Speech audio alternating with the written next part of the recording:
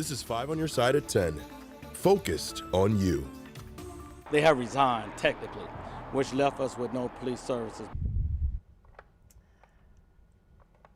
Tonight at 10, police officers turned in their badges and walked off the job for good. Good evening, everyone. I'm Kelly Jackson. And I'm Brent Solomon, and Allred has the night off. New tonight, Robert Townsend explains why they suddenly resigned and who will now patrol the streets. 5 on your side learned Friday Velda City's only 3 police officers dropped a bombshell on their boss, Chief Danny Paulino. The officers suddenly resigned. I can tell you this, wasn't expecting it.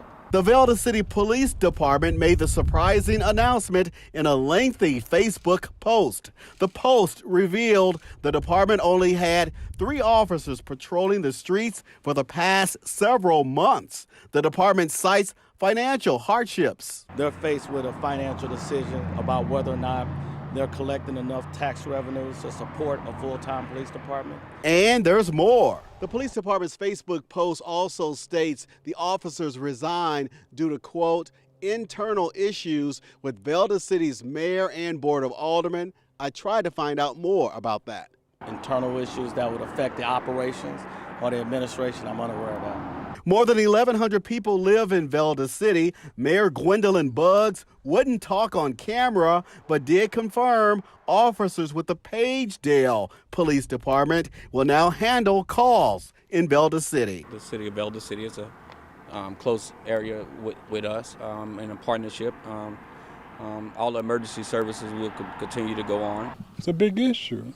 Herb Jones has lived in Velda City for more than 30 years. Whoever comes by here and patrolling the neighborhood is fine. Meantime, Velda City residents concerned about their safety, officials say not to worry. If they pick up the phone and call 911, a police officer will be there. Robert Townsend, 5 on your side. And the Pagedale police chief tells us St. Louis County Police will now patrol Floridale Hills. Next week, Velda City's mayor and board of aldermen will hold an emergency meeting to discuss the next steps. Tonight, people across the bi-state are still cleaning up from yesterday's storms. Here was a look at some of the damage in O'Fallon, Missouri, where just over baseball-sized hail fell during the storm. Hundreds of cars were damaged. At the Travers Automotive and RV Group, the owners say they're looking on the bright side and turning the damaged cars into opportunity. Things are starting to sink in a lot more today, but we had to be reactive and proactive and had to come up with a plan. And the biggest plan was getting new product in for our customers that want to buy stuff without hail damage on it and have the hail stuff available shortly for the consumers that are looking for big savings. Travers expects hundreds of people to come out next Wednesday for the sale. Any cars with severe hail damage will be auctioned off the lot due to public safety concerns. Cars couldn't escape the hail on Interstate 55 in Illinois. This is video taken of some of the damage and has been viewed more than 75,000 times on social media. Drivers on the interstate say dozens of cars lined the road with broken windows and severe hail damage. Chief Meteorologist Scott Connell has our weather first forecast. And Scott, we're headed into the weekend now. Should we be concerned about more storms? We do not need to be concerned about any additional storms. The cleanup can continue. Fortunately, there's not a lot of tremendous tornado damage cleanup to do. Most of the tornadoes that occurred yesterday occurred in the morning. And the survey from the National Weather Service teams that were out today found 5 tornado tracks. They happened between 7 and 8 a.m. yesterday morning. All of them were rated EF0, less than 85 mile per hour winds. They were quick spin-ups lasting less than 10 minutes. No injuries, no deaths, with the exception of the one that was just a very short distance long up in Charlotte on Lakeland Road near the Rock Road. The rest were up to our north across Jersey into Macoupin County. This was the longest one that went from just southeast of Fieldon off to the south. There's the one that was on Lakeland right by the Rock Road. The other thing we dealt with, of course, we all know, all that hail that rolled through the area yesterday, larger than baseballs for some of us. The good news is that that system has long pressed away, and we have quiet weather on the way for us this weekend. So no big storms for a few days. Thankful for that. Trending cooler for early next week and a hard freeze by Monday. More on that in a few minutes, Brent. All right, Scott, we'll see you then. Tonight, a Richmond Heights man is behind bars charged with stealing an Israeli flag. Over the last week, police got calls for 4 incidents of vandalism and theft at a Jewish family's home. Police say Matthew Pisoni was caught on camera stealing a flag of Israel twice this month. They arrested him yesterday, charged him with stealing and harassment. Police are looking for 2 other suspects who were caught stealing a banner and a flag from that home on 2 other occasions this month. The Ruby Tuesday near Fenton was heavily damaged by a fire this afternoon. Fire crews responded to the restaurant off Merrimack Station Road at about 4:30. We are told it started as a mulch fire that was put out, then rekindled and spread to the building. The restaurant has extensive damage both outside and in. No one was hurt.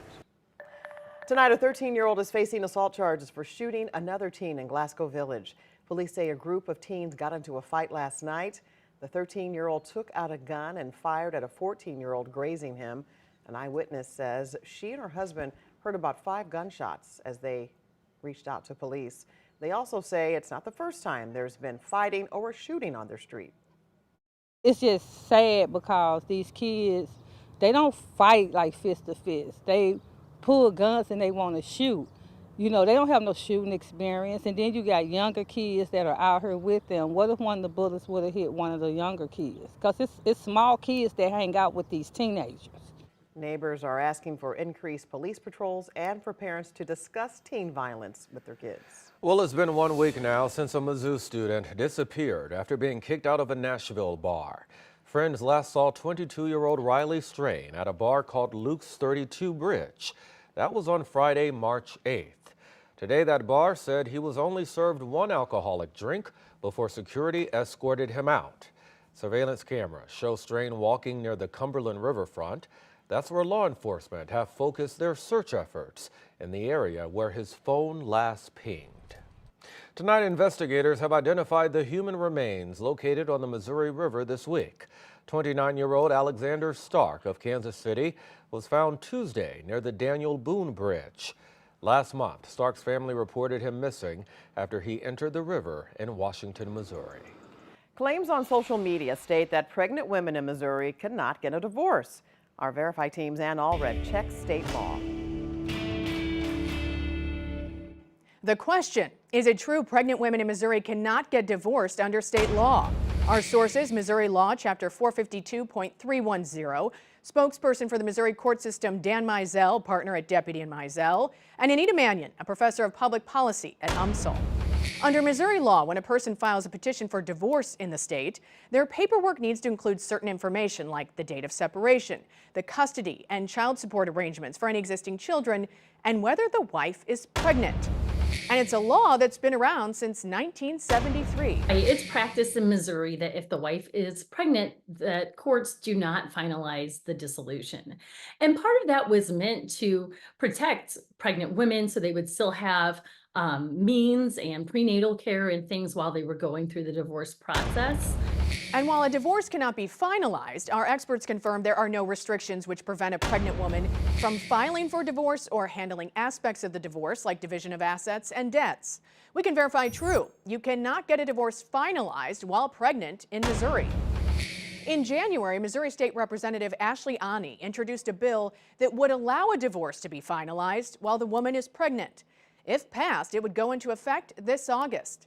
I'm Ann Allred, 5 on your side.